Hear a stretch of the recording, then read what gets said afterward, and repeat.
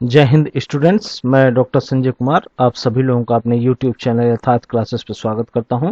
तो स्टूडेंट्स, जैसा कि हमने पिछले क्लास में पढ़ा हुआ था कि जो वर्टिब्रेट्स हैं वो कैसे कैसे क्लासिफाई किए गए हैं। पहले हमने देखा था एनाथोस्टोमेटा और उसके बाद में देखा था नाइथोस्टोमेटा। एनाथोस्टोमेटा के बारे में भी हम लोगों ने चर्चा किया था, उसके बाद नाइथोस्टोमेटा के बारे में भी हमने चर्चा किया था। उसमें से एक हमने देखा था साइक्लोस्टोमेटा, और अब यहाँ पे हम लोग फिशेस के बारे में देखेंगे। फिश, उसके बाद एम्फीबिया, रेप्टिलिया, एवीज और मैमेलिया। ये जो आपके क्लासेस हैं, इन क्लासेस के बारे में हम लोग अब चर्चा करेंगे। तो सबसे पहले हम लोग फिशेस से स्टार्ट करेंगे। इस लेक्चर में हम लोग फिश के बारे में देखेंगे, जितने भी तरह की फिशेस होती हैं उनके बारे में देखेंगे। मैं आप लोगों से सबसे पहले रिक्वेस्ट करना चाहता हूं कि अगर जो आपने अभी तक हमारा चैनल सब्सक्राइब नहीं किया है तो उस चैनल को सब्सक्राइब कर लीजिए, साथ ही साथ बेल आइकन को भी प्रेस कर दें ताकि आपको हमारे नए नए वीडियोस के नोटिफिकेशंस मिलते रहें। तो बिना समय गंवाए हुए हम लोग आगे बढ़ते हैं। तो जैसा कि हम लोग जानते हैं कि फिशेस को जो है ब्रॉडली 2 कैटेगरी में डिवाइड किया गया है। जो सुपर क्लास पिसीज है उसको 2 भागों में डिवाइड किया गया है।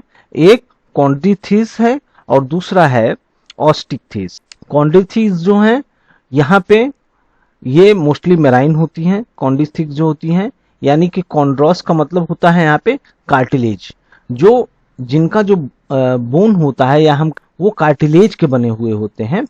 ऐसी फिशेस को हम कार्टिलेजिनस फिशेस कहते हैं, उनको हम रखते हैं कॉन्ड्रिथिस में। क्लियर हो रहा है? तो 2 तरह की फिशेस हैं। एक तो जिनकी जो बोन है या हम कहें स्केलेटन सिस्टम है वो कार्टिलेज की बनी हुई हो तो उसे हम क्या कहेंगे? कॉन्ड्रिथिस। और अगर यही बोन की बनी हो, बोन सॉलिड बोन जैसा हमारा बोन होता है उसी तरह की अगर जो बोन की बनी हुई तो उसे हम ऑस्टिथिस कहेंगे। ठीक है, तो पहले हम कॉन्ड्रिथिस की जो कैरेक्टरिस्टिक फीचर्स हैं उनके बारे में देख लेंगे। तो सबसे पहले देखते हैं कि इनका जो स्केलेटन होगा वो कैसा होगा? कार्टिलेजिनस होगा। कार्टिलेज का बना हुआ होगा इनका स्केलेटन, इसीलिए इनका नाम जो है कॉन्ड्रिथिस पड़ा है। दूसरी है बात, इनकी बॉडी जो है वो लेटरली कंप्रेस्ड होगी। लेटरल साइड से ये कंप्रेस्ड होंगे, स्पिंडल शेप के होंगे और डॉर्सो वेंट्रली फ्लैटेंड होंगे। इनकी बॉडी जो होगी वो डॉर्सो वेंट्रली फ्लैटेंड होगी, डिस्क शेप की होगी। जैसा डिस्क होता है उसी तरह से उनका शेप होगा। सबसे इंपॉर्टेंट चीज है कि आप जो पहचानने वाली बात होती है कि आप पहचानेंगे कैसे कॉन्ड्रिथिस और ऑस्टिकथिस में, कैसे आप डिफरेंस करेंगे? तो जितने भी कॉन्ड्रिथिस हैं ये इनका जो माउथ होता है वो वेंट्रल पोजीशन में होता है, नीचे के पोजीशन में होता है। तो ये सबसे बड़ा जो कैरेक्टरिस्टिक फीचर है कि इन सभी का जो माउथ होगा वो कहां पे होगा? नीचे होगा, वेंट्रल पोजीशन पे होगा। रेस्पिरेशन यहाँ पे गिल्स के द्वारा होता है, जैसे सब में होता है। यहाँ पे स्किन जो है वो कवर्ड होती है प्लेक्वाइड स्केल्स के बारे में। एक तरह का इसको एक्सो स्केलेटन होता है, मतलब बाहर से जो स्केलेटन लगा हुआ होता है उसे हम एक्सो स्केलेटन बोलते हैं। और प्लेक्वाइड स्केल जो है, स्केल भी कई तरह की होती हैं, इसके बारे में आपको हायर क्लासेस में डिटेल में समझाया जाएगा। तो आप सीधा सीधा ये समझिए कि ये स्केल्स जो होती हैं बहुत छोटी छोटी होती हैं। जैसे हम लोग नॉर्मल मछलियों के स्केल देखते हैं बड़े बड़े होते हैं, तो उस तरह से नहीं, यहाँ पे जो स्केल्स होंगी बहुत छोटी छोटी होंगी, बहुत बारीक बारीक जो है स्केल्स पाई जाएंगी, तो उन्हें हम प्लेक्वाइड स्केल्स कहते हैं। ठीक है, इनका जो हार्ट होता है वो 2 चैम्बर का होता है, 2 चैम्बर का हार्ट होता है। फिश चाहे जहां भी होंगी उनका जो हार्ट होगा वो आपका 2 चैम्बर का पाया जाएगा। इसमें एक अर्किल होगा और एक वेंट्रिकल होगा। ये जो रिप्रोड्यूस करती हैं, एग ले करके रिप्रोड्यूस करती हैं, ओविपायरस होती हैं।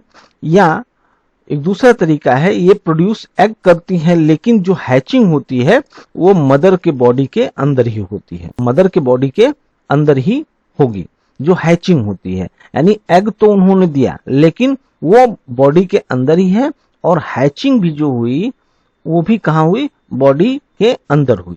तो इसलिए इस तरह के एनिमल को ओवोविविपैरस कहते हैं। मतलब एग भी ये प्रोड्यूस कर रहे हैं, साथ ही साथ क्या कर रहे हैं कि बच्चे को भी ये जन्म दे रहे हैं, तो इसीलिए इनको हम कहेंगे ओवोविविपैरस।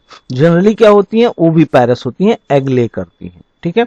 फर्टिलाइजेशन जो होता है वो मोस्टली क्या होगा, इंटरनल होगा। यहाँ पे फर्टिलाइजेशन इंटरनल होगा। इसके एग्जांपल्स के रूप में देखेंगे तो जो शार्क होती है, शार्क मछली होती है, ये भी कार्टिलेजिनस, ये बहुत बड़ी होती है और कभी कभी वायलेंट भी होती है। ज्यादातर इसको हम टॉप प्रेडेटर में रखते हैं, शार्क मछली को टॉप प्रेडेटर में रखते हैं। जो समुद्री सिस्टम होता है, जो हम बात करें कि समुद्र के अंदर का जो पूरा इकोसिस्टम होता है, उसमें टॉप प्रेडेटर में होते हैं, सबसे बड़े ये शिकारी कहे जाते हैं शार्क। ये कार्टिलेजिनस फिश होती है। स्कॉलियोडॉन जो है इसे हम डॉग फिश कहते हैं। ये देखिए ये छोटी होती है, ये भी इंडियन शार्क के नाम से जानी जाती है। टॉर्पीडो यानी इलेक्ट्रिक रे मछली जो होती है, इनके बॉडी से इलेक्ट्रिसिटी प्रोड्यूस होती है।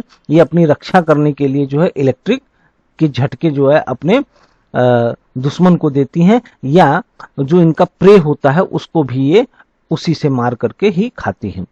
दूसरा है ट्राइगोन। ट्राइगोन इसको हम स्टिंग रे कहते हैं। स्टिंग का मतलब होता है जैसे डंक मारने वाली जैसे रे होती हैं। इनकी देखिए टेल, देखिए टेल जो है इस तरह से बनी है, स्टिंग की तरह है, ये स्टिंग ऐसे ही मारती हैं। दूसरा होता है राइनोबेटस। राइनोबेटस जो है इसको गिटार फिश कहा जाता है। ये गिटार की तरह इनकी आकृति होती है, इसलिए इनको गिटार फिश कहा जाता है। और तीसरा है काइमेरा। काइमेरा जो है ये रैबिट फिश के नाम से भी जाना जाता है। ये देखिए ये काइमेरा है, तो इसे रैबिट फिश के नाम से भी जाना जाता है। ये सारे जो है आपके जो हैं ये कार्टिलेजिनस फिशेज हैं। उसके बाद में हम आते हैं, दूसरा क्लास जो हमारा है वो ऑस्टिथिस है। ऑस्टिथिस में हम लोग देखते हैं कि इनका जो स्केलेटन होगा वो कैसा होगा, बोन्स का बना होगा, क्लियर है। लेकिन ये जो एम्ब्रियोनिक स्टेज होगा वहां पे कार्टिलेज का भी पहले होगा, पहले कार्टिलेज का बना होगा, उसके बाद ये रिप्लेस किया जाएगा बोन्स के द्वारा। जैसे हम ही हैं तो हमारी बॉडी जब एम्ब्रियोनिक स्टेज में होती है तो उस समय जो है हमारे जितने भी स्केलेटन सिस्टम होते हैं वो कार्टिलेज के ही बने होते हैं। जैसे जैसे हमारी ग्रोथ होती है वो कार्टिलेज वहां से रिप्लेस कर दिया जाता है बोन्स के द्वारा, फिर बोनी हो जाती हैं।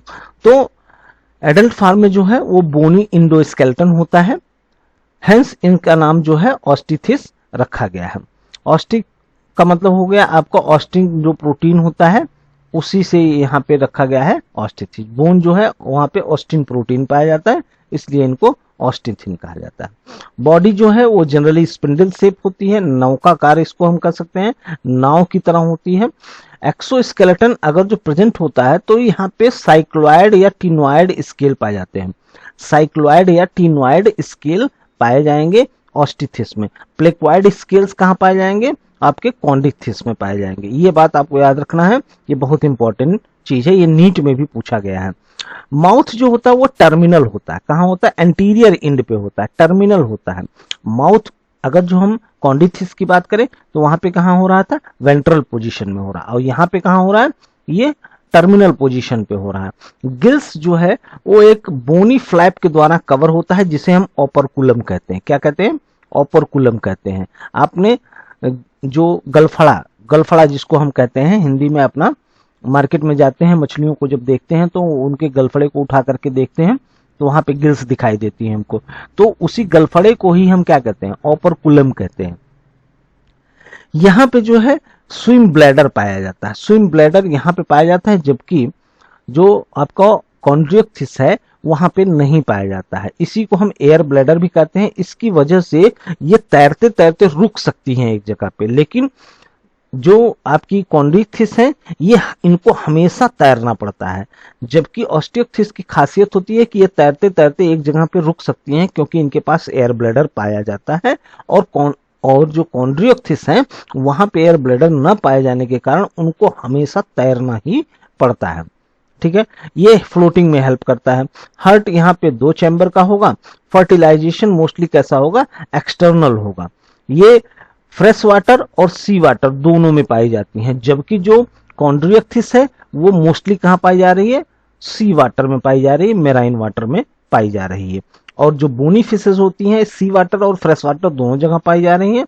वहां पे जो फर्टिलाइजेशन हो रहा था वो इंटरनल हो रहा था, यानी कॉन्ड्रियोक्थिस में जो है वो इंटरनल फर्टिलाइजेशन हो रहा था। यहाँ पे ऑस्टियोक्थिस में जो है जो आपका फर्टिलाइजेशन है वो एक्सटर्नल हो रहा है। क्लियर हो रहा है? ये एग्जांपल्स आप देख लीजिए। ये है लेबियो यानी रोहू जिसको हम कहते हैं, रोहू मछली है। ये एनाबास है, इसको हम क्लाइंबिंग पर्च भी बोलते हैं। क्लाइंबिंग पर्च का मतलब होता है कि ये जो है पेड़ पर भी चढ़ जाती है, पहाड़ पे भी चढ़ जाएगी। ठीक है, तो ये काफी देर तक पानी से बाहर निकल करके जिंदा रह सकती है और ये बहुत सशक्त मछली होती है, खाने में भी ये बहुत अच्छी होती है। और ये जो आपका है मोरिना ईल मछली है, ये देखिए ये सांप की तरह जो है, ईल जो मछली होती है पतली सी लंबी सी होगी, ये सांप की तरह इनकी बॉडी होती है, लेकिन ये मछली होती है। हिप्पोकैम्पस जो है वो सी हॉर्स जिसे हम कहते हैं, ये देखिए सी हॉर्स, हॉर्स की तरह इसका पूरा बॉडी है, इसलिए इनको सी हॉर्स कहा जाता है। इसका नाम हिप्पोकैम्पस है। ये कतला मछली है, कतला एकदम रोहू की तरह है, लेकिन इनका देखिए माउथ वाला पोर्शन जो देखिए, माउथ वाला पोर्शन जो है चपटा है। ठीक है, और यहाँ पे देखिए एकदम नुकीला है माउथ वाला पोर्शन। ठीक है, यही दोनों अंतर होते हैं, ज्यादातर यही अंतर होता है रोहू मछली में और कतला मछली में। क्लियर हो रहा है? उसके बाद में आपका आएगा प्रोटोपेटेरस, यानी ये लंग्स फिश है। लंग फिश का मतलब होता है कि ये काफी दिनों तक जो है ये मड में एक अलग सा अपने ऊपर खोल बना करके रह सकती हैं। ये जो आपको यहाँ पे फिगर दिखाया गया है, ये अफ्रीकन प्रोटोप्टेरस का फिगर है। ठीक है, तो ये मड में जो है आसानी से बहुत दिनों तक जो है ये रह सकती हैं। और ये जो आपको एक्सोसिटस मछली है, ये समुद्र में पाई जाती है जनरली। इनके जो फिन्स होते हैं, ये विंग्स की तरह जो है काम करने लगते हैं और ये कुछ दूरी तक ये उड़ान भर सकती हैं। ठीक है, इसीलिए इनको हम फ्लाइंग फिश भी कहते हैं। ठीक है, तो आज जो है हम लोग फिश के लिए इतना देखे हैं और अगली क्लास में हम लोग एम्फीबिया, रेप्टाइल और जो है दूसरे क्लास के बारे में पढ़ेंगे। तो आज के लिए बस इतना ही। अभी तक आपने हमारा चैनल सब्सक्राइब नहीं किया है तो चैनल को सब्सक्राइब कर लीजिए। वीडियो अच्छा लगा हो तो लाइक कीजिए और ज़्यादा से ज़्यादा शेयर कीजिए ताकि और भी बच्चों का भला हो सके। Thank you very much. जय हिंद, जय भारत।